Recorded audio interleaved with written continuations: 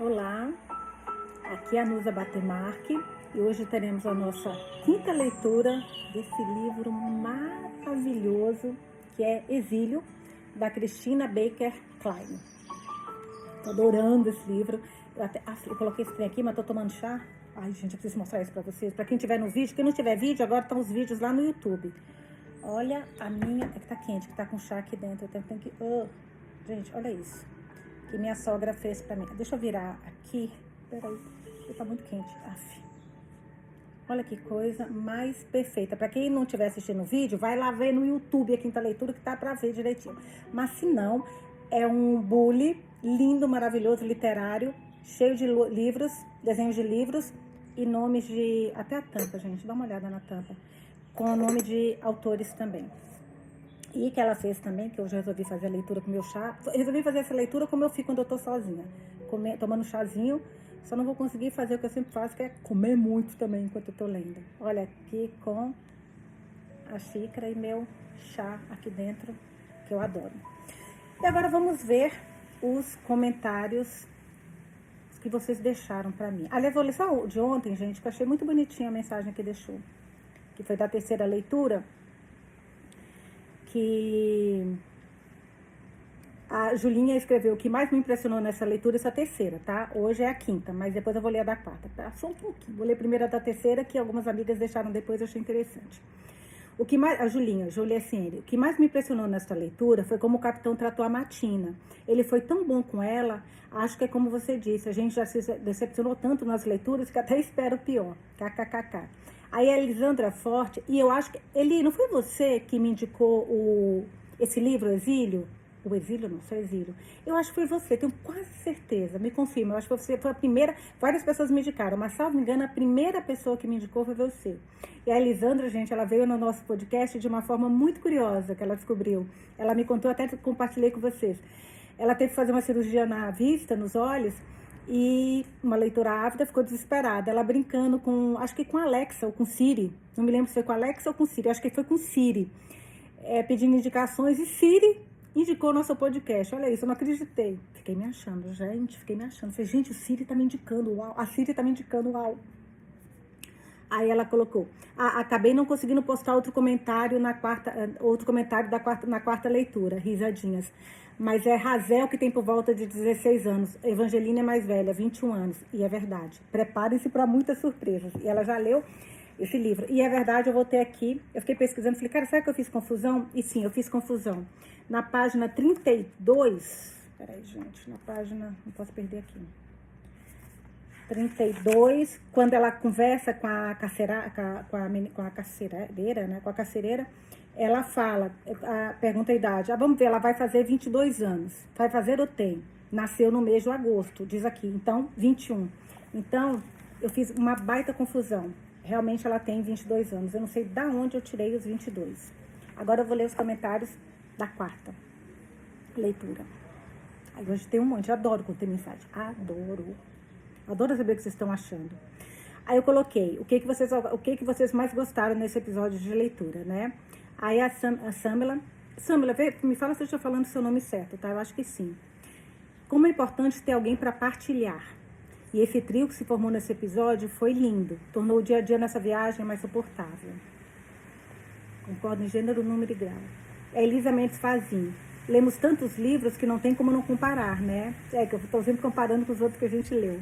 Eu já vi todos que estão no Spotify. Ainda estou confusa quanto ao futuro de Evangeline, mas torço para ela achar o amor. E o médico parece legal, ela merece. Vocês estão começando a ver o vento e vai piorar muito. A gente está esperando aqui, né, para quem estiver assistindo em vídeo, para quem não, eu vou explicar que daqui a pouco vai começar barulho de vento, porque até a prefeitura, eu estou na praia, estou em Maresias, no litoral norte de São Paulo.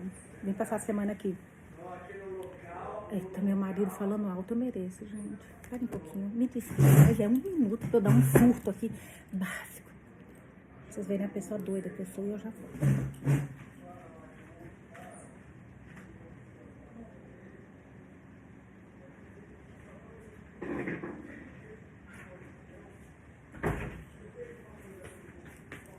Falta de respeito com nós, que estamos lendo aqui, que é isso? Eu sei que ele vai ter reunião agora, mas precisa gritar, pelo amor de Deus.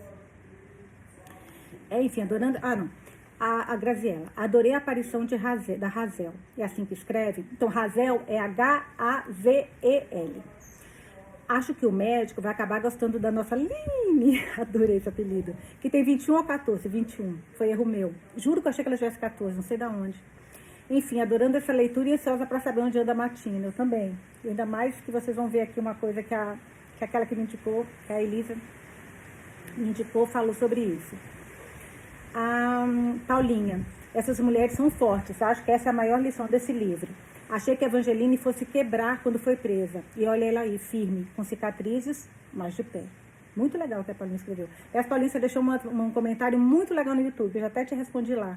Que lá também vai ser bem legal se vocês conseguirem deixar lá também, né? Mas aqui eu consigo ler, lá eu não sei se eu vou conseguir sempre. A Claudinha Fogger. Nusa, você disse tudo. Evangeline, Razel e Olive fazem um trio perfeito. Uma ajudando a outra nessa história terrível. Ansiosa pelo próximo capítulo. A Zelda. Eu adorei a conversa de Angeline com o médico. Acho que está nascendo uma boa amizade aí. E Razel, uma amiga que vai crescer muito junto com o médico. Só estou sentindo falta da escritora não falar. Mas eu acho que ela faltou alguma coisa, porque às vezes eu acho que tem limite de mensagem, né? Eu acho que talvez tenha faltado alguma coisa, não sei. Você só consegue deixar uma mensagem? Eu pensei que às vezes quando você quiser falar, pode continuar, sabe? Tipo, colocar continuando e deixar outra. Mas eu não sei se pode fazer isso, pra falar a verdade. Anitta, Nívia Rantorne Nita. Oi, Nusa, que livro é esse, Amando? Queria participar da leitura presencial no café, mas a distância impede. Acho que a Evangeline será preleitora da Matine, acho que professora da Matine. Nita, de onde você é? Fala comigo na próxima, por favor, fiquei curiosa. A Júlia SN, estou amando. Queria que você não parasse de ler, linda. Gosto do ritmo, personagens são ótimos. Não entendi a idade da Evangelina, pensei que tivesse mais de 20, mais ou menos 20. Fiquei chocada que tinha 14. Não entendi nada quando disse que tinha 21. Então, eu não sei se eu fiz confusão ou o que aconteceu, porque eu estou lendo um monte de livro ao mesmo tempo, né? Mas eu achei que ela tivesse 14, sinceramente. Eu tinha na minha cabeça que era 14, mas não, é 21. Ela é, como diz na Bahia, é de maior, que eu sei que é errado, né? Tem que falar maior ou menor, mas ela já é maior. A Elisandra, gente, olha o que é que ela escreveu aqui. Minha querida Nusa, tinha certeza de que irias curtir essa leitura. Resista bravamente a fazer a pesquisa. Ai, não consigo. Mas já te adianto que a parte inerente à personagem Martina é baseada em fatos reais. E um beijinho. Eita, lelê, gente, eu fiquei nervosa. A Sonia escreveu uma coisa muito legal, que eu amei. Acho que vai se formar uma equipe na Austrália. Médico, o doutor, Razel, auxiliando com a saúde, Evangeline com a educação, e Evangeline e o doutor Amor à Vista. Oh, eu gostei dessa. Não tinha pensado nisso que você falou, mas eu adorei, Sônia. A Cristina Denadai. Demorei, mas cheguei. Hahaha, manda leitura e esse trio improvável. Evangeline, Olive e Razel. As três são muito diferentes, né? Mas ao mesmo tempo elas se entenderam total. Esse trio vai nos render bons momentos, também acho, Cris. Acho que Matina será acusada de algo e as encontrará na prisão. Pode ser. Nossa, pode ser. Alguém falou isso ou eu tô louca? A Nathalie Graça de Paula. Eu acho que é a Penha. É Penha, tá aqui assinado Penha. Adorando a leitura, Nusa. Duvido que o Cecil ficou sabendo da verdade sobre a Angeline. Mentiram pra ele que ela simplesmente foi embora. E o lenço vai provar que o filho é dele. Olha, que legal. Como eu não sei, kkk, Penha. Então, a gente já leu tanto livro, que nem vocês falaram, que assim, eu tô na cabeça que ele não presta, que ele não vai procurá-la, que essa história tá encerrada. Só tomar um gole do chá, só um pouquinho. Ai, que delícia esse chá, gente, é um chá que eu compro com, acho que é de hortelã, maçã e alguma camomila, uma coisa assim, mas o trem é bom, viu? Deixa eu ver aqui, gosto de ver... Só para me confirmar. Então, a gente vai na página 126 até 154 hoje, ok? É o capítulo, episódio de hoje. Vamos lá. Capítulo, não tem o nome, né? Mas estamos lendo Medeia. Deixa eu só colocar uma almofada aqui nas minhas costas para eu ficar mais confortável. Eu deveria fazer tudo isso antes, mas eu confesso que eu não lembro. Só quando eu começo a ler que eu... eu fiz um vídeo hoje bem legal que eu compartilhei nas redes sociais, se vocês quiserem dar uma olhada. Depois tá no TikTok, tá no Insta e tá no Face, onde eu tô falando das minhas leituras atuais e falo um pouco mais desse livro. Exílio. Medeia, 1840. Durante as semanas seguintes, O Medea passou pela foz do Mediterrâneo, Madeira e Cabo Verde, cruzou o Trópico de Câncer e seguiu em direção à linha do Equador. No fim da manhã, nesses dias, o sol ficava muito quente, o ar denso e úmido, não havia vento algum.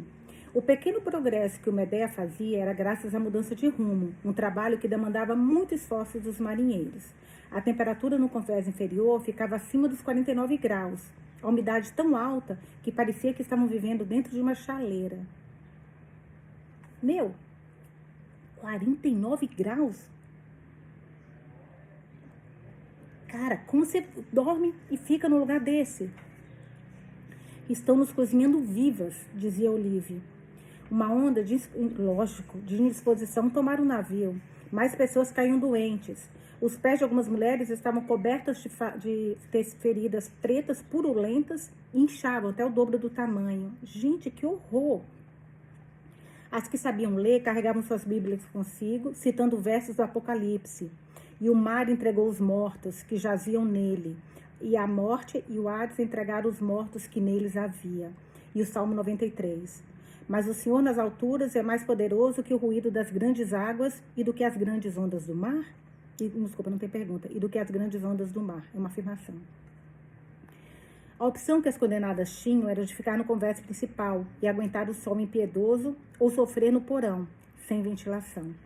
O calor deixava o cheiro, lógico, ainda pior. Elas arejavam as roupas de cama, queimavam enxofre, jogavam cloro em pó nas superfícies. Os marinheiros disparavam suas pistolas nos convéses inferiores, acreditando que a pólvora dissipava vapores infecciosos. Mas o melhor que as prisioneiras podiam esperar nos porões do navio era um sono misericordioso. Em sua maioria, elas se deitavam no convés principal, envoltas em suor, como se fosse uma camada de pele, os olhos parcialmente fechados diante da claridade constante. Elas faziam chapéus de juta e sacos de farinha para cobrir seus rostos. Algumas mulheres, não muito razoáveis, batiam a cabeça nas estacas de suas camas ou nos corrimões do convés superior do navio até serem ensopadas com baldes de água. Mas a maioria ficava quieta. Falar demandava energia demais. Até os animais se mantinham deitados com a língua pendurada para o lado da boca. 2 meses e meio, a gente está falando de uma coisa de quase 4 meses, né? 2 meses e meio após deixar Londres, o Medea circundava as falésias dentadas e areias intocadas do Cabo da Boa Esperança, próximo ao extremo sul da África, e se encaminhava a leste, para o Oceano Índico. Andarter, a menina doente cujo bebê morreu em Newgate, piorou consideravelmente. Putz, quando ela morreu, ai meu, que tristeza. Evangeline se sentiu compelida a comparecer ao funeral improvisado. O corpo de Anne, envolvido em um saco de juta, jazia em uma tábua forrada com a bandeira do Reino Unido, que nem merecia ser essa homenagem, né? Enquanto 2 marinheiros seguraram a tábua no corrimão, o médico disse algumas palavras. Nós entregamos essa prisioneira às profundezas, em busca da ressurreição do seu corpo, quando o mar entregar seus mortos. E assinou para a cabeça para os marinheiros que inclinaram a tábua. O corpo escorregou da bandeira e caiu no mar, boiando na superfície por um instante, antes de afundar sobre as ondas. Na pesquisa que eu vi que muitas pessoas morriam durante a travessia. Fora os naufrágios, né? Evangeline olhou para as águas lá embaixo, de um iridescente, tão escuro quanto as asas de um corvo, uma vida extinta. Ninguém que amava essa menina, ou mesmo que a conhecia, testemunhou o acontecido. Quantas condenadas haviam morrido nesses navios, longe de casa e da família, sem ninguém para viver o luto da sua perda?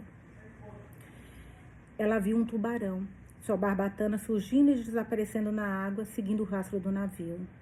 Ele sente o cheiro da morte, afirmou Olive.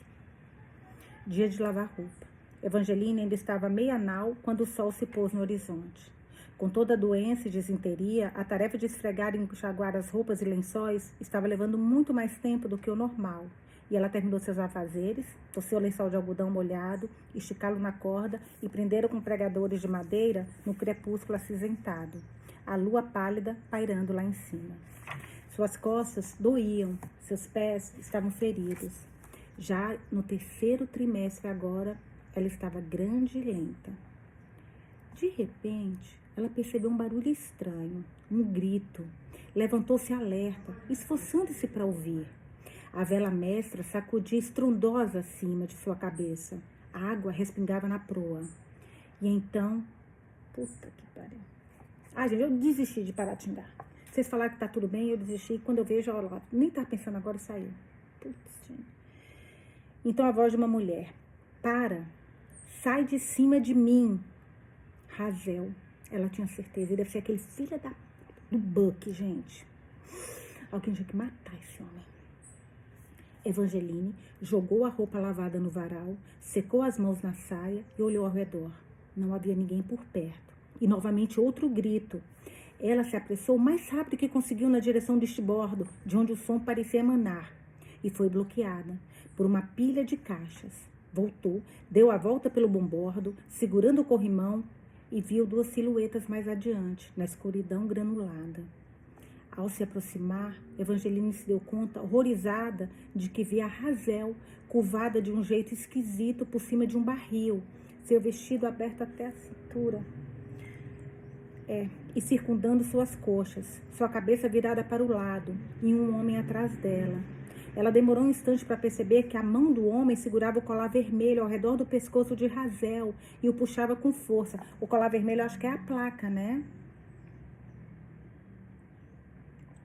Evangeline olhou ao redor e viu uma estaca de madeira com gancho de ferro na ponta, usada para prender as velas. Eita, Lelê, que tem aquele problema que quem machuca ou faz alguma coisa com os... Ai, meu Deus. Puta, com os marinheiros. Que merece, né? Vamos lá, calma, Nusa, leia. Vai dar tudo certo. Ela pegou. Saia! O homem se virou para ela. Eu dou 3 chances. Dou uma chance para vocês me falarem quem é esse homem, gente.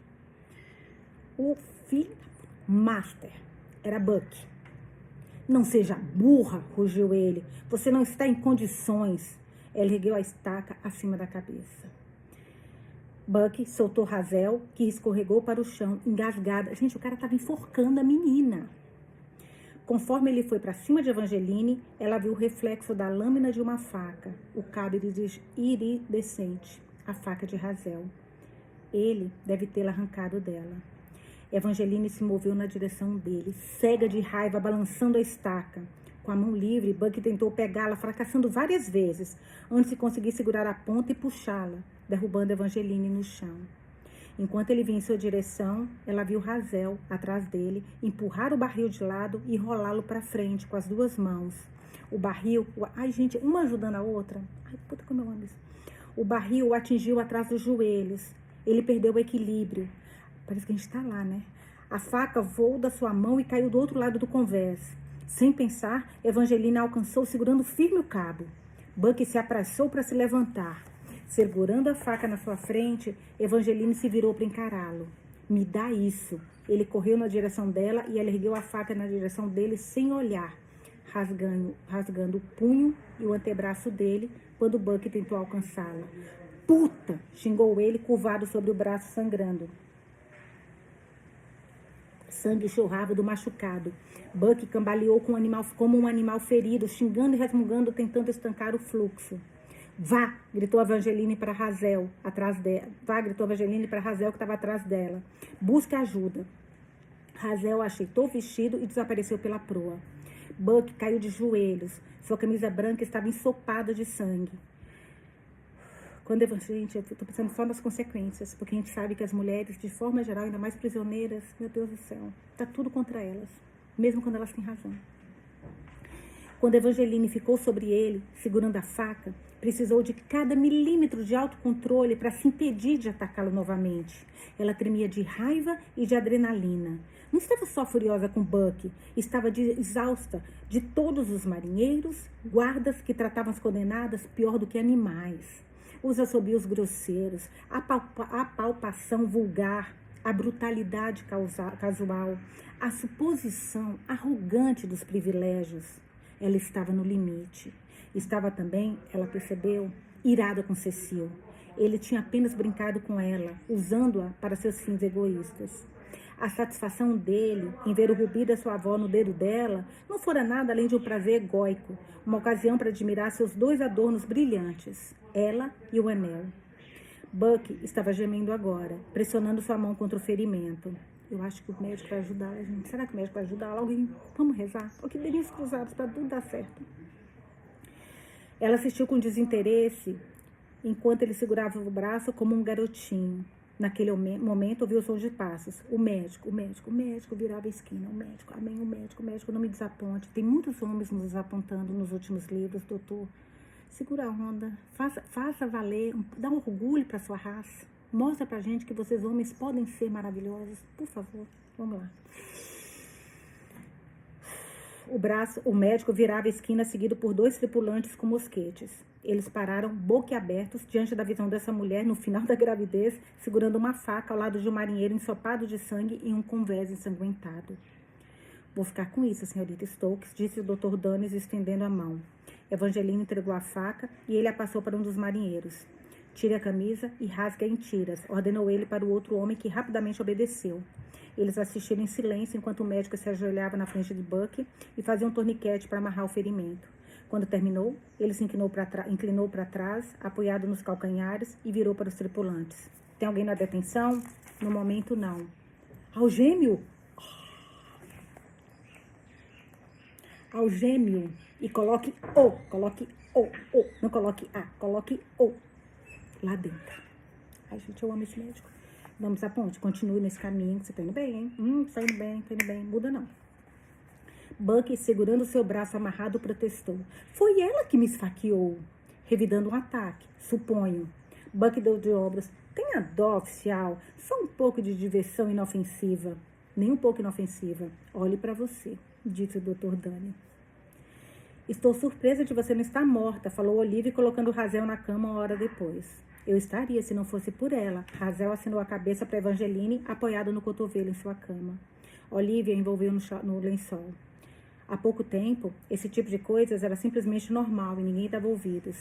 Sim, está muito civilizado agora, retrucou Evangeline. Ele está na detenção agora, pelo menos, acrescentou Olivia. Não vai incomodar você por um bom tempo.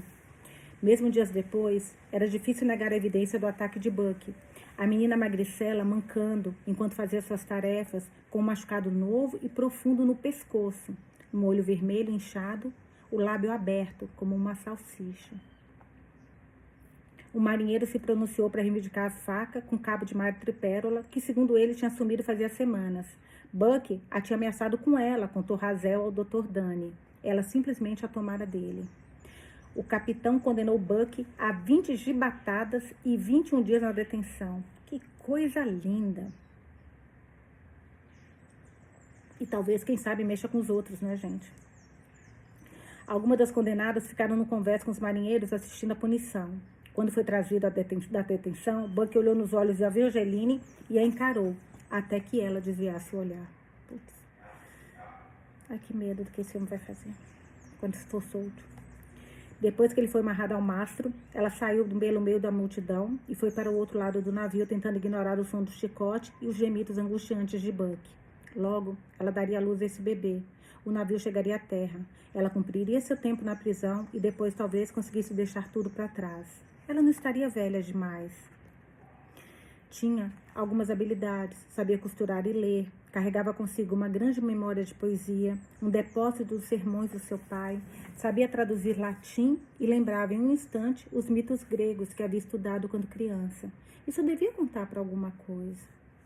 Ela pensou naquelas 2 moças elegantes que tinha visto caminhando pela rua Bailey, na frente da penitenciária de Newgate, envoltas em corpetes e seda, presas a convenções, chocadas com qualquer coisa além das amarras de suas próprias esferas estreitas. Ela conhecia mais da vida do que elas conheceriam um dia. Tinha aprendido o que podia suportar, desprezo e humilhação, e que conseguia encontrar momentos de graça no meio do caos. Tinha descoberto que era forte. E ali estava ela, na outra metade do mundo. A governanta, a brigada inocente que havia adentrado os portões de Newgate não existia mais. Em seu lugar havia uma pessoa nova. Ela mal se reconhecia. Ela se sentia rígida como a ponta de uma flecha, forte como uma rocha. Lindona. Adorei. Outro capítulo, mas a gente ainda continua no navio. Medeia, 1840, página 132.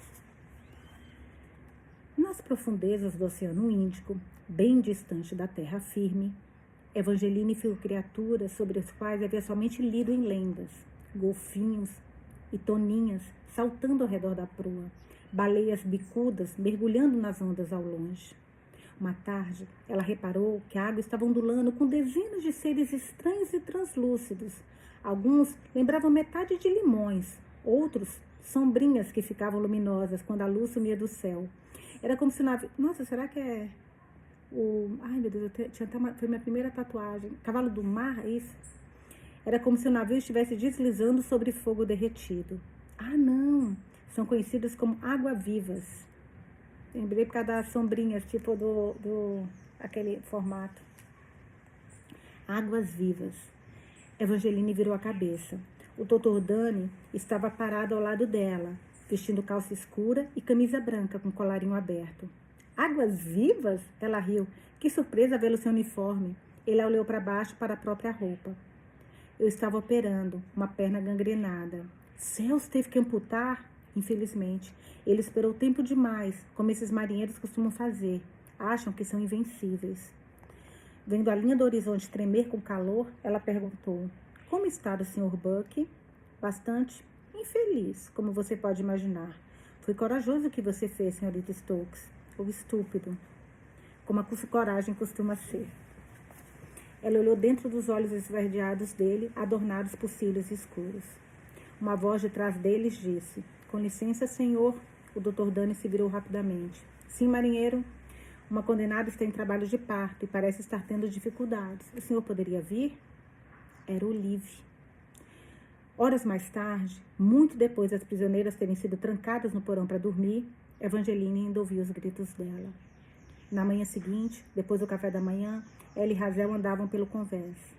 Está demorando demais, falou Hazel. Você acha que pode ajudar? Não sei. O marinheiro Banguela de Olive passou por elas bebendo de uma garrafa de rum. Um grito atravessou o ar. Talvez eu possa, afirmou Hazel. Deixe-me perguntar. É legal que ela, a Hazel não tem abertura com o doutor, né? Mas a nossa Evangeline tem.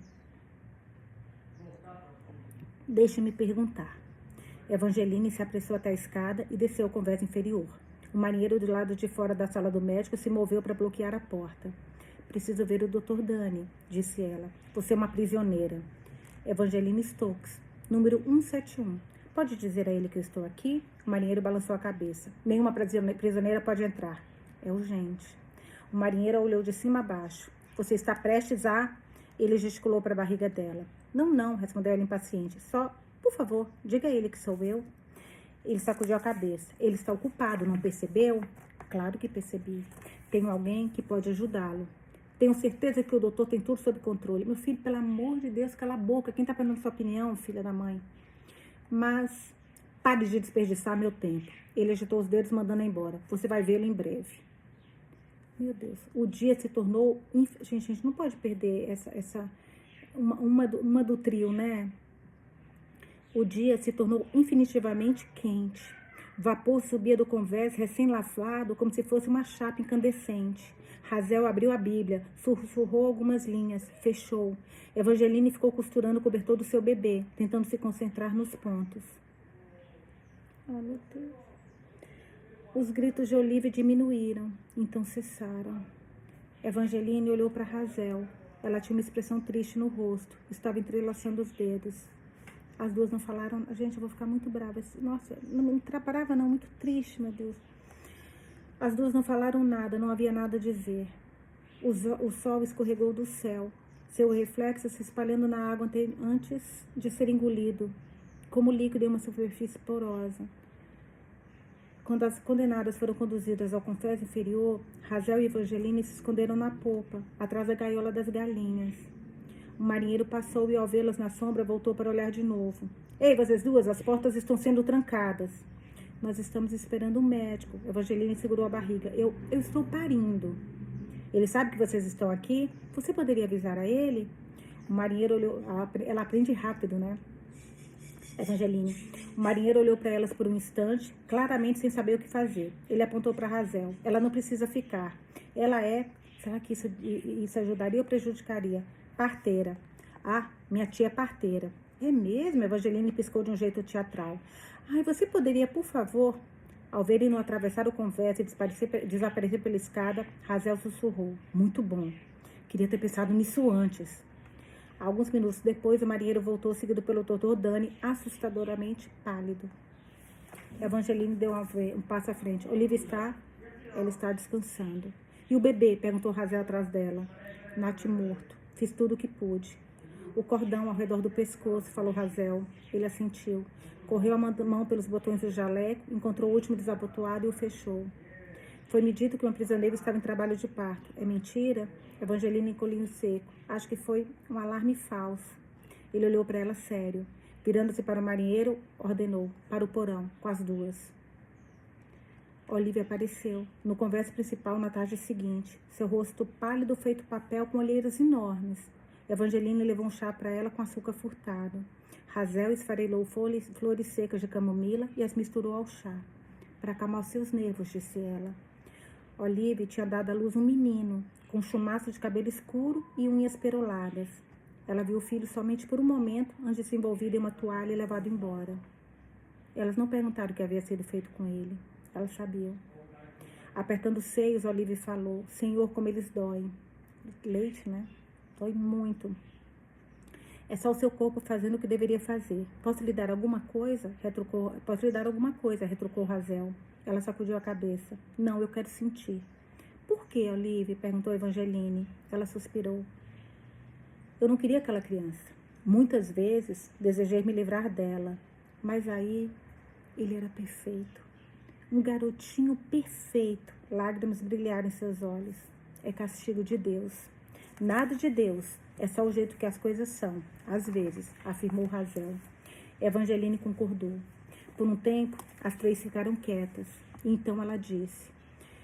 Bem, eu não sei se isso vai ajudar, mas ela respirou fundo. Quando uma árvore é cortada, é possível saber a idade dela pela quantidade de anéis dentro do tronco. Quanto mais anéis, mais resistente é a árvore. Portanto, eu imagino que eu sou uma árvore. E cada momento importante para mim, ou cada pessoa que amei, é um anel.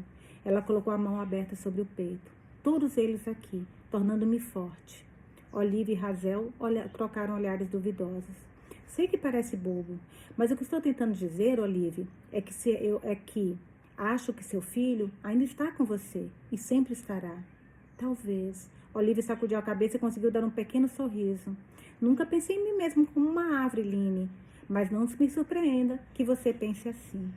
Pelo menos ela fez você sorrir, concluiu Razel. Agora, gente, vamos para mais um capítulo ainda, Medeia, página 137. Eu tô com muito medo do Buck saindo. O Buck já é uma pessoa extremamente vingativa. Meu Deus do céu, mas vamos ver. As prisioneiras aprenderam a observar o céu como os marinheiros. E assim, 3 dias depois, quando o céu se transformou em um amarelo funesto, né, elas sabiam que uma grande tempestade estava a caminho. No início da tarde, todas foram enviadas para os convés inferiores. O vento chicoteava o mar em ondas imensas, enviando o navio na direção de uma fenda profunda para depois subir ao cume e cair novamente. Os raios rasgavam o céu, desabando ao redor do navio. A chuva caía torrencial, enquanto os marinheiros corriam pelo convés, lutando com cordas e polias. Eles escalavam a cobertura do mastro principal e balançavam como mosquitos em uma teia de aranha. Conforme o navio sacudia e se inclinava, o porão se transformava em um caos. Mulheres eram lançadas de suas camas, gemendo de enjoo e de terror, gritando. A água adentrava por rachaduras no teto e pingava em suas cabeças. Bíblias voavam pelo ar. Crianças choravam. Evangeline amarrou a ponta do seu cobertor à cama e passou o restante ao redor do corpo, uma rede improvisada. Ela se virou para a parede, tapou os ouvidos com os dedos e, de alguma forma, ainda que improvável, pegou no sono. Algumas horas depois, ela foi acordada por uma dor lancinante no abdômen. Não, tem que nascer o filho dela bem na tempestade? Não, não brinca, não. Jesus. Ficou deitada, quieta, por um instante, ouvindo a chuva cair, tentando decidir o que fazer. estava tão escuro que não conseguia ver o estrado da cama de cima. Razel, ela se debruçou na ponta da cama, atravessou o braço pelo corredor e cutucou o local onde sabia que a menina estaria. Razel, acho que talvez esteja na hora. Ela ouviu um resmungo. Como está se sentindo? A voz de Razel estava atordoada. Como o que fiz com Buck. Razel riu. Não estou brincando. Eu sei que não. Durante as horas seguintes, enquanto as ondas batiam contra o casco e o navio chacoalhava no mar, Razel acompanhou Evangeline no início do processo. Respire, ela disse para Evangeline. Respire. A dor no estômago de Evangeline aumentava e diminuía. Quando a porta do porão foi finalmente destrancada, Razel ajudou Evangeline a subir a escada. O ar fresco vai lhe fazer bem, disse ela. As mulheres ao redor estavam, em sua maioria, em silêncio. Todo mundo sabia o que tinha acontecido com Olivia. O céu estava da cor de um hematoma, amarelo e roxo. O mar escuro bombardeado pelo vento espumado de branco. O ar estava denso da maresia. Os marinheiros gritavam da proa para o mastro, apertando as velas, enquanto o navio se agitava e cortava as ondas.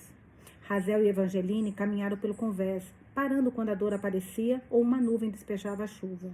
Goles de chá, uma mordida de um biscoito, idas ao banheiro, um jogo de cartas disperso. No meio da tarde, uma comoção as conduziu para a popa. Buck. Ai, meu Deus. Sujo, rijo. Puta que pariu, o cara tá voltando bem na hora que ela tá no trabalho de parto. Sujo, rijo, com cabelo embaraçado e olhos fundos. Tinha sido solto da detenção. 21 dias tinham se passado. Ele apertou os olhos na direção delas. Cuspiu no convés. Sr. Buck, Evangeline se virou. O Dr. Dani estava parado a alguns metros de distância com as mãos cruzadas para trás. Considere isso um aviso. Fique longe dessas prisioneiras, ou você voltará para a detenção. Buck levantou as mãos em sinal de rendição, que ele obedeça. Não fiz nada, deu um sorriso e saiu. Razel olhou para Evangeline. Tire Buck da sua cabeça. Ela tentou, mas era difícil ignorar a ameaça daquele sorriso.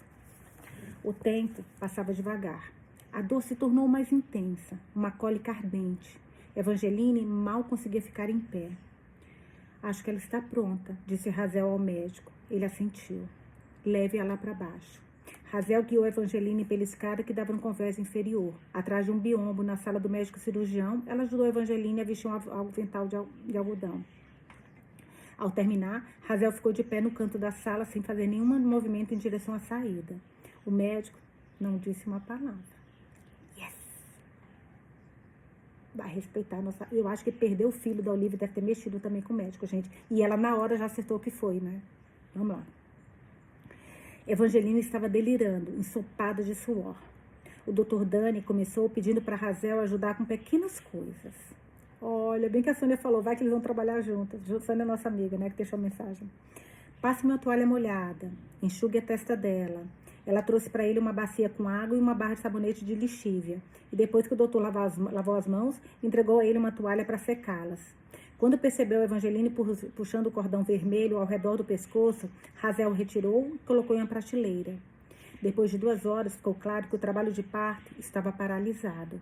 Evangeline secou suas lágrimas com o dorso da mão. O que está acontecendo? Parto pélvico. O Dr. Dani se sentou em sua banqueta e secou a testa com o braço. Parto pélvico? Razel deu um passo para frente. Seu bebê é especial, explicou ela. Pés primeiro. Para o cirurgião, ela perguntou, posso ajudar? Eu sei fazer isso. O giro. Ele suspirou, então ergueu os braços como se dissesse, vamos lá. Razel, ai gente, eu tô muito emocionada com essa parte. Ai, eu tô muito emocionada com essa parte. Eu acho que a Razel tá ficando minha queridinha agora. Razel abriu a mão sobre a barriga de Evangeline, sentindo cada parte ao redor. Evangeline olhou para ela assustada. O bebê está em perigo? Ela sentiu a mão fria de Razel sobre a sua. Vocês dois ficarão bem. Ouça a minha voz. Inspire. Ela inspirou. Agora expire. Ela expirou. Razel acariciou o cabelo dela. Vá na direção da dor. Pense nela como uma lanterna, guiando seu caminho. O médico ficou sentado na banqueta, observando. Rendendo seus pedidos de Razel, Evangeline respirava quando Razel mandava, Fazia força quando ela dizia. Seguia a dor como se fosse uma lanterna para um caminho sinuoso. Ela começou a sentir as contrações antes de acontecerem, como se unissem força dentro dela e vivia cada onda de dor por inteiro. A agonia tão intensa que em certo momento tornou-se uma espécie de euforia. A chuva tamborilava no convés acima de suas cabeças, abafando os gritos delas. Ela sentiu a mão pequenina de Razel dentro de si, mexendo, girando, movendo o bebê para baixo. Ela não sabia mais se estava gritando em silêncio, inquieta ou estática. E então, um alívio, um esvaziamento, um chorinho de bebê. Ela levantou a cabeça.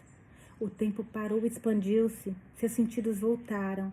Ela sentiu o odor de peixe do óleo de baleia dos lampiões, a cera da vela gordurosa, o ferro doce do próprio sangue. Ela olhou para cima, para as vigas largas do teto, fixada por pregos de ferro compridas. Ouviu os respingos delicados da chuva no convés, os últimos vestígios da tempestade. A seus pés, Razel sorria intensamente. Cachos ruivos estavam grudados na testa dela, úmidos, sangue espalhado em seu avental. Um bebê pelado em um lençol nos braços dela. Uma menina. Uma menina? Evangeline apoiou-se nos cotovelos com dificuldade para enxergar. O Dr. Dani colocou outro travesseiro debaixo da cabeça dela e Razel entregou-lhe o pacotinho que pesava como uma pena. E, de repente, ela estava olhando dentro dos olhos escuros de um bebê, sua filha, encarando-a intensamente. Será que alguém já a tinha encarado tão profundamente? Você já tem um nome? Perguntou Razel. Eu não ousei pensar nisso com antecedência.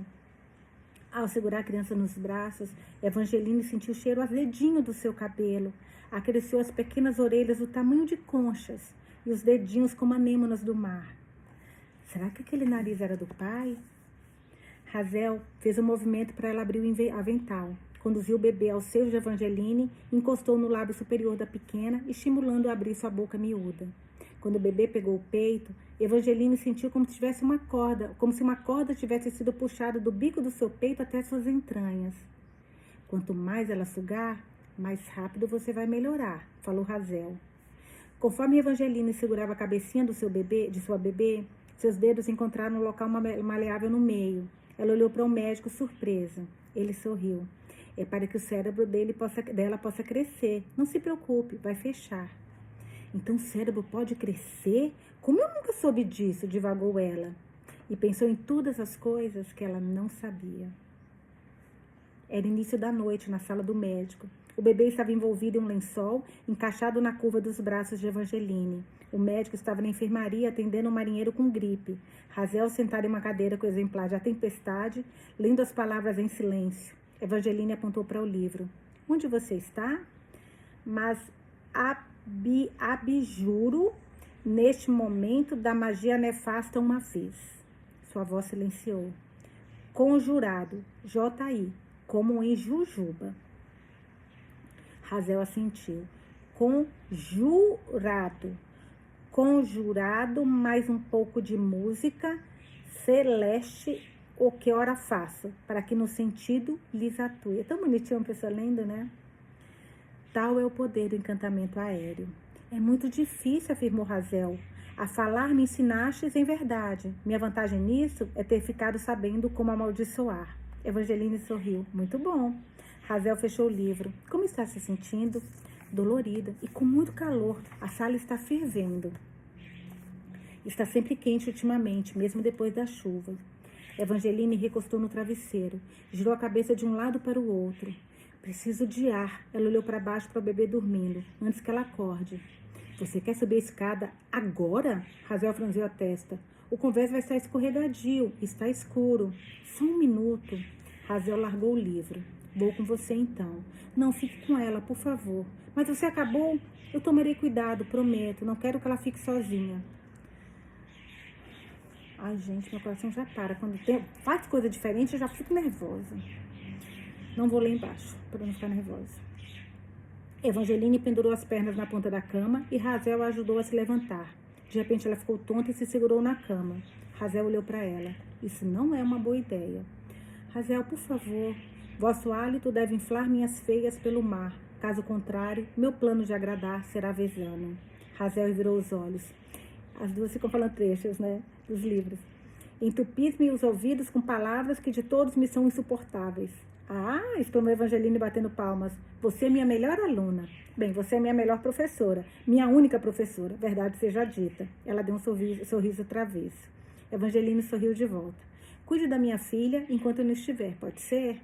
Ela está dormindo, vai ficar bem. Volte logo. Ai, que medo. A barriga de Evangeline estava solta, debaixo do vestido, seus pés descalços instáveis. Ela subiu a escada devagar, parando para recuperar o fôlego a cada degrau. Quando chegou ao topo, fez uma pausa, o coração batendo forte, e olhou para cima, para a escuridão aveludada ao redor de um disco. Ai, eu já vi outra página. Ai, eu não queria ver, mas... Não, que mentira, eu queria ver. Calma, eu só vi o nome dele. Não vi o que vai acontecer. Calma, Nusa. Vocês fazem isso também, gente? Se eu estivesse lendo sozinha, eu teria, nesse momento, passado pra frente pra ver o que ia acontecer e depois eu voltava, sabe? Mas com vocês eu não consigo fazer isso, eu não posso fazer isso, mas pelo amor de Deus. Vamos lá. Vamos usar um livro. Isto é uma ficção.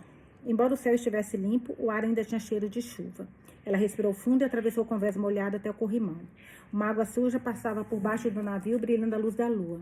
Evangeline olhou para o horizonte, para a extensão linda do mar. Ao ouvir um barulho atrás de si, ela se virou. Uma figura estava vindo em sua direção. Um homem.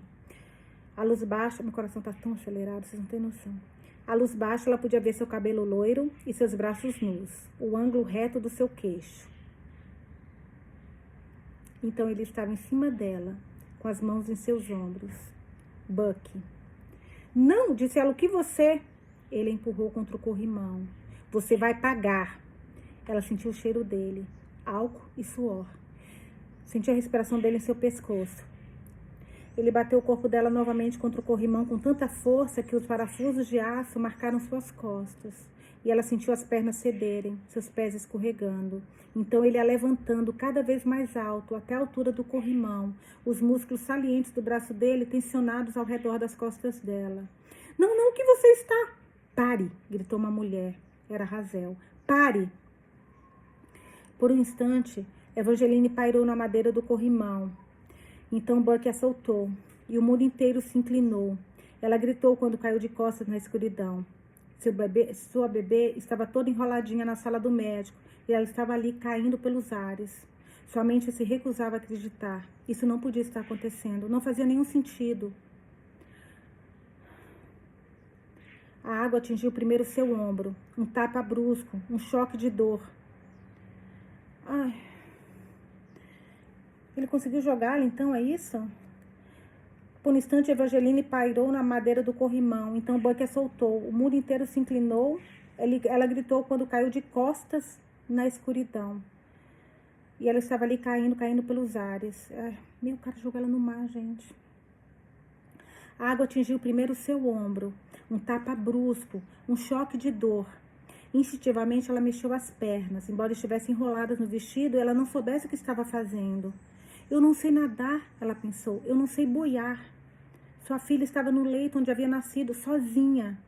Deixei meu bebê deitado aqui para catar frutinhas. Ela está lembrando da música. Ela estava afundando, afundando, lentamente no início, até que seu queixo estava submerso, seus lábios, seu nariz, seus olhos. Ela lutava para enxergar na escuridão granulada, os olhos ardendo por causa do sal. Ela mexia os braços freneticamente, se debatendo dentro do vestido, os olhos abertos, como se tentasse lutar para chegar à superfície, na direção da luz. Mas ela estava caindo, parada, suspensa no espaço. Sozinho, inteiramente só, sozinho em um vasto oceano. Seu vestido subiu no corpo, suave como um lenço, o lenço branco de Cecil. Leão, serpente, coroa, e ela era bela como as rosas em maio. Tudo perdido, perdido. O anel de rubi, o lenço, a plaquinha de latão de cordão vermelho. Nos cantos obscuros da sua mente, ela lembrou de algo que havia lido um dia sobre o ato de se afogar, que o terror estava em resistir, na recusa em aceitar. Quando você se desprende disso, não é tão difícil. Você simplesmente afunda na água gelada e oculta. Cara, não, gente. Nossa, eu tô arrepiada. Na luz ou no breu, as coisas que um dia vi, hoje não consigo mais ver. Ela fechou os olhos, livrando-se do terror, ela se entregou ainda mais dentro de si. Lá estava ela, no saguão do vicariado em Tunbridge Wells, pegando seu chapéu no gancho da parede, abrindo a porta da frente pesada e saindo na calçada de pedra, fechando atrás de si, enquanto caminhava, uma cesta de palha no braço. Houve um tempo em que o prado, o bosque, o matagal, a terra e o que nela se via, tudo me parecia envolto em luz celestial. Ela contornou a cerca viva de arbustos, entrelaçada de rosas, o salgueiro antigo farvalhando no vento. Ouviu os sinos da igreja soando, um pica-pau bicando uma árvore e um cachorro latindo. Em seguida, ela estava atravessando uma ponte de pedra sobre o riacho que levava à trilha da montanha, com suas rochas escarpadas e mato alto, ovelhas pastando e cardos roxos, seu lugar favorito na terra. Logo ali na esquina. A gente não acabou a leitura de hoje não, mas só um pouquinho. Cara, ela morreu? Porque não vai ter tempo para pegar essa garota. E agora eu tô lembrando que a Olive tem leite. E a Olive pode criar... Meu, não é possível, gente, que o Buck conseguiu matar a nossa menina. Oh, o próximo capítulo é da Matina. Deixa eu ver aqui. Eu tô, tipo, muito chocada. Tipo, muito chocada. Página 145, Matina. Os últimos aborígenes sempre começa, gente, com texto, né? Cada mudança de personagem começa com texto. Normalmente, aqui a gente tá vendo que é o Diário de Eleanor Franklin. Mas vamos ver. Nossa, eu tô muito chocada. Se eu estivesse lendo sozinha, juro que nesse momento eu teria parado a leitura, jogado o livro longe e falado, nunca mais eu vou voltar pra ele. Não ia voltar porque eu tô muito curiosa pra saber. Abre aspas. Os últimos aborígenes foram capturados há cerca de 15 dias e enviados para a ilha de Flinders. Então a nossa pequena nativa é a única que resta aqui. Ela está melhorando, eu acho, embora levará bastante tempo até que se torne minimamente civilizada. Diário de Eleanor Franklin, 1840, filha de Sir John Franklin, governador da terra de Van Diemen, 1837 até 1843. Ele ocupou essa posição. Aqui a gente está falando de 1840. Então, a nossa pequena nativa é a única que resta aqui. Ela está melhorando. Então, talvez a filha seja legal. Eleanor. Residência do governo, página 147. Robert Town, 1840. Alta, tímida, com uma testa larga, sobrancelhas translúcidas e cabelo loiro, Eleanor Franklin era, de fato, bastante comum. Também foi a primeira pessoa que Matina conheceu na terra de Van Diemen, desculpa, que eu fico pensando naquele ator, né? Não é Van Damme, é Van Diemen, na terra de Van Diemen, que parecia completamente indiferente à sua pessoa. Olá, são ovos cozidos? Disse ela como uma forma de introdução, gesticulando na direção de um pote de ovos quando Sarah apresentou Matina a ela no quarto das crianças na manhã seguinte à sua chegada. Eu detesto ovo cozido. Enquanto comiam, ouvira a camareira, a senhora Crane, falando em sussurros com uma mulher mais velha, a senhora Wilson, uma governanta que veio com a família da Inglaterra. Bastou tentar esse experimento uma vez com aquele garoto incorrigível, resmungou a governanta. Esperar que eu tente educar outro selvagem é demais para mim. É um pedido da Lady Franklin, não meu, retrucou a senhora Crane. Você poderá ir lá em cima falar com ela, se desejar. Eleanor olhou para cima. Eu posso dar aula para a menina. É bom que use o meu francês, já que não estou fazendo nada com ele. Este lugar é tão chato, disse. E foi assim que 3 horas por dia, 3 dias por semana, Matina e Eleanor se encontravam na sala de aula depois do café da manhã. Eleanor tratava a Matina do mesmo jeito que tratava sua cachorra, Sandy, com afeto ameno e morno. O que lhe faltava inteligência, Eleanor compensava em esforços. Ela ensinava fielmente Matina a adicionar, subtrair e soletrar. Uma semana, planejou uma aula sobre arquitetura, mostrou a Matina fotos de estilo gótico, com suas gárgulas fantásticas e imagens grotescas, e clássicos, com ênfase em proporção e harmonia. A moda em Robert Town era para georgianos chatos, disse ela, todos os telhados e exteriores de arenito, assim como a residência do governo, o prédio em que estavam. Eleanor explicou como o calendário funcionava. Dias que se transformavam em semana, depois em meses, depois em anos. E embora Matina prestasse atenção, ela não via muito propósito naquilo. O professor da escola na ilha de Flinders tinha deixado uma agenda aberta em sua mesa, na qual ele escrevia anotações precisas sobre as estações, particularidades do tempo e suas perambulações pela ilha. Mas os idosos Palauá zombavam dessa forma de registrar as memórias. Esses colonizadores não sabiam que o tempo não se movia de forma linear do passado para o presente, mas de maneira contínua? Que os espíritos e os humanos, os animais e as plantas são conectadas pela terra que liga ancestrais e descendentes em um momento eterno? Matina começou a explicar isso da melhor forma que conseguia lembrar, mas os olhos de Leonor se dispersaram, foram para longe, e ela cutucou as unhas até Matina parar de falar. O que obteve mais sucesso foi o estudo de francês. Elas praticavam com a coleção de marionetes de Eleanor. Após algumas semanas, os bonecos, uma princesa loira que usava um vestido de festa azul água e uma tiara, e sua acompanhante que vestia um dirnil, estavam conversando. Ah, não, de novo francês, eu tô na merda, gente. Eita, Lele. Ah, não vou ler isso aqui pra vocês, não. Vou tentar. Não me critiquem, sejam fofos comigo. Bonjour, comment vous appelez-vous? Bonjour, madame, je m'appelle Matine. Encanté votre connaissance. Merci, madame. Je suis encanté également. Gente, eu nunca aprendi francês uma palavra na vida.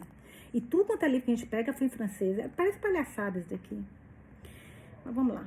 Sem risadinhas do meu francês. Sejam fofas. Matina aprendeu a gostar da melodia da língua. Para ela, parecia algo lógico e belo. Muito mais agradável que o inglês econômico, com contradições enlouquecedoras e formações de frases deselegantes. Embora gostasse de uma peça de teatro que começava em um usual escocês com bruxas ao redor de um caldeirão, com um casal real que arremetia levemente a Lady Franklin, Sir John, e de outra sobre o naufrágio de um navio em uma ilha remota, que Eleanor tinha decidido que elas leriam em voz alta. Tua raça era tão vil, entoou Eleanor fazendo a personagem Miranda, que embora tenha aprendido muitas coisas, não suportou lidar com a boa natureza. Ficaste preso neste rochedo, mas para ti, a prisão é boa demais. E Matina, como Caliban, respondeu, como te disse, já estou submetida a um tirano, um feiticeiro que com suas artes me vigarizou e roubou a ilha. Girando uma esfera de madeira, Eleanor identificou os 7 continentes e os 5 oceanos. Aqui, disse ela, colocando o dedo em um formato de canguru no hemisfério norte, do outro lado do globo da Terra. De Van Diemen. Foi aqui que eu nasci. Ela tamborilou o dedo em Londres, Paris e Roma. Todas as cidades importantes, falou, e correu o dedo pela costa pontiaguda até a parte de baixo da África e atravessou uma expansão larga e azul. E essa é a rota que fizemos até esse fim do mundo. Nós passamos 4 meses no mar. Você só vê uma coisa que eu tô pensando, olha só. A gente está em 1840. E ele foi governador até 1843. E ela tá indo para lá, né? Talvez esse tempo, talvez quando ele deixe de ser governador, será que é aí que vai ter a mudança em que a Matina fica lá e se encontram? Será, gente? Bom, vamos lá. Eu ia tentando adivinhar. Eu fico tão feliz quando adivinham, porque é tão raro, mas é tão raro que me deixa feliz. Vamos lá. Nós passamos 4 meses no mar. Matina encostou na massa em formato de coração da terra de Van Diemen. Ela traçou seu próprio trajeto de volta com o dedo, assim como havia feito no mapa do capitão, do topo direito da ilha até o lugarzinho pequenino onde ela havia nascido. No mapa do capitão, a terra de Van Diemen era imensa e a ilha de Flinders pequena. Neste globo, era meramente uma rocha no oceano, sutil e insignificante demais para ganhar um nome. Era como se o lugar que ela amava, assim como as pessoas nele, tivessem sido apagados. Ninguém sequer sabia que eles existiam. Neste lugar novo e estranho, Valuca se agarrava a Matina. O medo dele aumentava uma sensação de proteção nela que a acalmava. Ele passava a maior parte do dia dormindo no bolso do seu avental. Nossa, muito pequenininho. Mas saía dali de vez em quando e subia até o pescoço dela, onde se aninhava, farejando-a com seu nariz úmido. À noite, esperava-se que ela colocasse uma gaiola levada ao quarto dela com esse propósito. Mas depois de fechar a porta e apagar as velas, ela abria a gaiola e deixava a Valuca correr pelo chão até sua cama. Matina passava o mínimo de tempo possível em seu quarto com a janela bloqueada e sombras ameaçadoras de velas. Em dias a menos, quando não estava com Eleanor na sala de aula, ela andava pelo pátio pavimentado com valucá no bolso, assistindo aos homens do estábulo pentearem e alimentar os cavalos, esfregando as costas dos porcos no chiqueiro e ouvindo as fofocas entre as empregadas condenadas, enquanto lavavam roupa e as penduravam no varal atrás da casa. Era um consenso que Lady Franklin tinha inteligência e ambição para comandar essa colônia desregrada, enquanto Sir John, com seu título de cavaleiro, fornecia a eles status. As empregadas falavam dele com um desprezo benevolente. Aos olhos dela, Sir John era um homem tolo que constantemente se metia em confusão e quase nunca conseguia resolver. Elas relatavam inúmeras histórias sobre os infortúnios dele, como quando saiu correndo da casa gritando pela carruagem com o rosto barbeado só até a metade. Zombavam da maneira que ele penteava os poucos fios remanescentes de cabelo no topo da cabeça. Riam de como ele ficava cômico em cima de um cavalo com a barriga caindo por cima da calça, os botões do casaco esticados nas costuras. Sir John tinha fama de explorador, mas cada viagem que liderava era mais calamitosa que a anterior. Fez uma expedição para o norte do Canadá que terminou com sobreviventes comendo as próprias botas e possivelmente uns aos outros, e outra para o Círculo Polar Ártico, que foi se transformando em algo cada vez mais catastrófico, até que os poucos homens remanescentes desistiram e voltaram para a Inglaterra. Somente após uma campanha de marketing vigorosa feita por Lady Franklin foi que ele recebeu o título de cavaleiro por essas tentativas fracassadas. O tratamento que Lady Franklin dava a Leonor era outra fonte de diversão. Eleanor era produto do primeiro casamento de Sir John com uma mulher que morrera extremamente jovem. Lady Franklin, que não tinha filhos biológicos, tolerava a garota com uma impaciência visível. Quando não conseguia evitá-la, ela criticava, fingindo preocupação. Você está bem? Está assustadoramente pálida. Ou, minha querida, esse vestido é tão pouco favorável, preciso conversar com a costureira. Matina viu com os próprios olhos um dia, quando ela e Eleanor passaram por Lady Franklin no corredor. Postura, Eleanor, disse Lady Franklin sem parar de andar. Você não quer ser confundida com a empregada da copa. Parecia que Eleanor tinha levado uma rajada de água no rosto. Sim, senhora, respondeu ela. Mas quando Lady Franklin desapareceu no fim do corredor, ela abaixou de um jeito cômico, esticou os braços para baixo como se fossem asas de pinguim e andou com a baleante, fazendo Matina rir. Lady Franklin tinha pouco tempo para Matina, sempre ocupada de entreter dignitários, escrever em seu diário, fazer piqueniques em Monte Wellington e expedições que duravam o dia inteiro, e embarcar em viagens de uma noite com Sir John. Mas algumas vezes ao mês, ela convidava um grupo de mulheres, esposas de comerciantes oficiais do governo, para tomar chá, comer bolo na sala de estar avermelhada, e nessas ocasiões convocava Matina para exibi-la com seu francês recém-aprendido e boas maneiras. O que você gostaria de dizer para essas senhoras, Matina? Ela fez uma reverência. Eita, Lili, lá vai nós de novo. Estou muito feliz, honrada em encontrar vocês. Isso em francês, que dá para entender que é isso. Mas eu não vou ler, porque é muita humilhação eu ler em francês. É muita humilhação. Mas ela está falando isso em francês, tá? E pelo visto é um francês bom. Como podem ver, a menina fez progressos notáveis, disse Lady Franklin. Ou é uma boa atriz, pelo menos, completou uma das mulheres por trás do seu leque. As mulheres faziam muitas perguntas. Queriam saber se Matina já tinha usado roupa apropriada alguma vez antes de vir para Hobart Town, se ela comia cobras e aranhas, se o seu pai tinha muitas esposas, se ela tinha crescido em uma cabana, se acreditava nas forças ocultas. Admiravam sua pele escura, virando as mãos dela para inspecionar as palmas e olhando dentro da boca, para confirmar que sob a gengiva era rosa. Nossa Senhora. Cara, animal. Tratam, né? Como? Matina passou a detestar essas tardes na sala de estar. Ela não gostava de ser apalpada, nem de ouvir sussurros a seu respeito. Às vezes, desejava ser branco e invisível, só para evitar os olhares e murmúrios das perguntas grosseiras e condescendentes. Quando se cansavam dela, Matina se sentava em um canto e jogava paciência, um jogo que Eleanor tinha lhe ensinado. Enquanto embaralhava e arrumava as cartas, ela via as mulheres se solidarizarem com a inconveniência de morarem tão longe da civilização. Elas reclamavam sobre não conseguirem os suprimentos que queriam: chapéus Leghorn, da Toscana, luvas de ópera, camas de mogno e candelabros de vidro, champanhes e foie gras. Lamentavam a falta de artesãos talentosos, a impossibilidade de encontrar bons empregados, a escassez de divertimento como óperas e peças de teatro. Então, se não tem, para que ela finge de luva, diga-se de passagens, né? Uma boa peça de teatro, esclareceu Lady Franklin. Você pode assistir a uma atrocidade produzida em Robert Town, qualquer dia da semana. Resmungavam sobre a pele, como ficava queimada e seca, com bolhas e sardas, vulnerável a assaduras e mordidas de insetos. Quantos hábitos peculiares essas mulheres tinham. Elas se apertavam dentro das roupas elaboradas, corpetes com ossos de baleia, chapéus com laços e fitas, sapatos impraticáveis com saltos pontiagudos que se desintegravam na lama e na poeira. Comiam refeições extravagantes que faziam mal a elas e as deixavam gordas. Parecia existir um estado perpétuo de descontentamento, o tempo todo comparando suas vidas às de suas contemporâneas em Londres, Paris e Milão. Por que será que ficavam aqui, Matina imaginava, se detestavam tanto? Às manhãs de segunda-feira, como um relógio, uma carruagem preta chegava à residência do governo trazendo John Montagu, o secretário colonial e seu cachorro, um homem calvo com uma expressão presunçosa. Montagu vestia um sobretudo de corte inglês sobre um terno apertado, camisa de colarinho alto e uma gravata preta frouxa. Seu cachorro, um monstro musculoso com focinho fino e orelhas pequenas e caídas, era antipático com todos, com exceção do seu dono, que parecia gostar da agressão perversa. Jip consegue dominar um canguru em 4 passos. Ah, não. Ai, que medo de fazer alguma coisa. Ai, que medo. Jip consegue... Ai, gente, eu tô muito acostumada com maldade. Pera, desculpa. É que foi automático. Falou de canguru, falei, aquele cachorro já vai pegar o canguruzinho da nossa menina, da nossa Matina. Jip consegue dominar um canguru em 4 passos. Gabava-se Montagu para qualquer um que quisesse ouvir.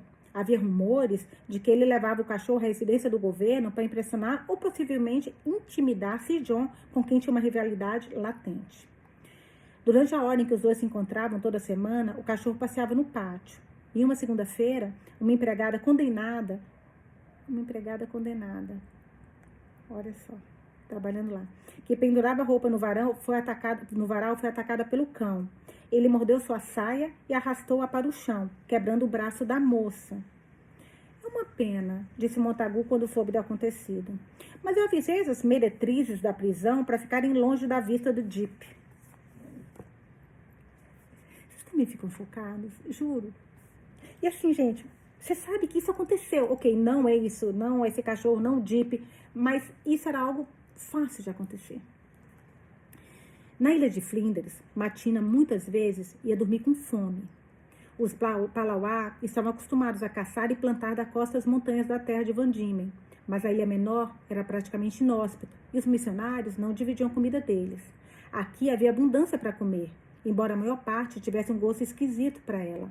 Pedaços de carneiro e ervilhas moles, torrada fria que ficava esperando em uma bandeja de prata, pequenos grãos de arroz branco que ela no início achou que fossem larvas. Bonitinho. Os Franklin bebiam ervas amargas imersas em água fervente em todas as refeições, amenizadas somente pelo açúcar, que Matina logo descobriu deixava tudo com gosto melhor. Em uma tarde de domingo, Matina foi convidada para se juntar aos Franklin em uma refeição na sala de jantar para receber um bispo inglês, sua mulher e filha. Comendo torta fria de fazão e consomê de cérebro de boi, o bispo perguntou a Matina o que os nativos gostavam de comer. Ela contou a ele sobre os patos que caçavam, como retiravam a ave de um buraco, quebravam seu pescoço e o cozinhavam no fogo. Ela demonstrou que eles tiravam as penas e cuspiam quando mordiam um pedaço de pele. Matina, repreendeu Eleanor. Sir John riu. Ela está certa, sabe? Porque consumia algumas aves e outras não. Muitos exploradores já pereceram dos escrúpulos desnecessários sobre os que estão dispostos a colocar na boca. O resto da mesa ficou em silêncio. O bispo estava com uma expressão de nojo. Lady Franklin parecia horrorizada. Por um breve instante, ela esqueceu como essas pessoas eram peculiares. Desejou que não tivesse dito nada. Isso não é verdade, acrescentou ela rapidamente. Eu inventei. Depois de um momento, o bispo começou a rir. Caraca, ela foi muito rápida. Depois de um momento, o bispo começou a rir. Que criatura peculiar. Inteligente ela, hein, gente? A gente já viu desde o início que ela é bem inteligente. Que criatura peculiar, exclamou ele, virando-se para de John. Sou capaz de acreditar em qualquer coisa que ela me disser sobre o seu povo, de tão distante que é a experiência deles da nossa. Talvez seja a hora das meninas saírem da mesa, falou Lady Franklin. Sarah, você pode levá-las para fora para pegarem ar fresco? Matina suspirou. Lady Franklin já tinha convidado os filhos de amigos para brincar com ela antes. Raramente dava certo. Eles pareciam não saber se tratavam Matina como uma igual ou como uma criada, ou com uma educação forçada e cautelosa, como se ela fosse um bicho de estimação de um conhecido que você não confia se vai pular ou morder. Quando elas estavam no jardim, Matina escalou uma árvore de eucalipto rapidamente, movendo-se sem dificuldade nos galhos grossos, enquanto a filha do bispo, Emily, tremia no vento fresco lá embaixo, olhando para ela entre as folhas irregulares. Matina falou: "Suba aqui em cima comigo." "A mamãe não deixa. É perigoso", lembrou Emily, olhando para Matina lá em cima com suas roupas formais. Matina desceu da árvore. "O que você quer fazer então?" "Não sei." "Quer ver meu gambá de estimação?" "Acho que sim." Matina trouxe Valucá e Emily contou ao ver o gambá. "A mamãe tem um desses, mas está morto. Ela veste o pelo dele no pescoço. Ainda tem os olhinhos pretos presos." Matina colocou Valucá de volta no bolso do seu avental. Estava ficando claro que as coisas que a deixavam feliz na ilha de Flinders eram consideradas infantis, impetuosas e esquisitas aqui. Uma mocinha não deveria correr por ali descalça e sem roupa, ou gritar pelos ares, ou escalar árvores até o topo, ou ter um gambá de estimação. De agora em diante, ela mandaria Valucá fora de vista quando os estranhos estivessem por perto. Não falaria sobre caçar patos, ficaria quieta a respeito do seu passado. Naquela noite, na escuridão do seu quarto, ela dançou com Valucá nos ombros, como fazia na areia branca da ilha de Flinders, com uma mão segurando as costas pequeninas dele para mantê-lo firme. Talvez, como Lady Franklin dissera, seria mais fácil se ela pudesse tirar a ilha da cabeça, esquecer seu povo e seu modo de vida. Talvez isso tornasse a vida nesse estranho lugar mais fácil. Talvez assim ela sentisse menos a dor da solidão. Caraca, gente, que livro. Acabamos a leitura de hoje. Eu queria muito saber o que vocês acharam desse episódio. Hoje é sexta-feira. Eu não sei se eu consigo ler sábado e domingo, porque a gente vai ter algum... sábado eu consigo, sábado com certeza, amanhã eu consigo sim. Mas domingo eu não sei, porque provavelmente a gente vai acordar, faz as coisas, depois já vai para São Paulo. É meio complicado, mas eu vou tentar. Mas eu aviso para vocês. Se amanhã, se eu perceber que domingo eu não vou conseguir, eu vou avisar. Mas só para dar um... Eu queria saber qual parte que vocês mais gostaram desse livro, desse episódio de leitura. Eu gostei muito da parte da Evangeline falando como ela cresceu. Amei a parte dela salvando a Hazel do Buck. Eu estou desesperada com a parte do afogamento. Assim, tô muito ansiosa para voltar para essa parte, mas eu tô com muito medo, porque eu acho que ela realmente se afogou. Eu acho difícil terem dado tempo, sabe, de tê-la salvado em 1840. Tá só Buck e Hazel, como é que ela vai fazer? Ela e o Hazel um na frente do outro, só se alguém chegou ali na última hora, não sei. Eu queria muito que vocês me falassem o que vocês acharam dessa leitura de hoje. Eu tô com o coração na mão. Bom, mas é isso, vejo vocês amanhã. Beijos e até amanhã.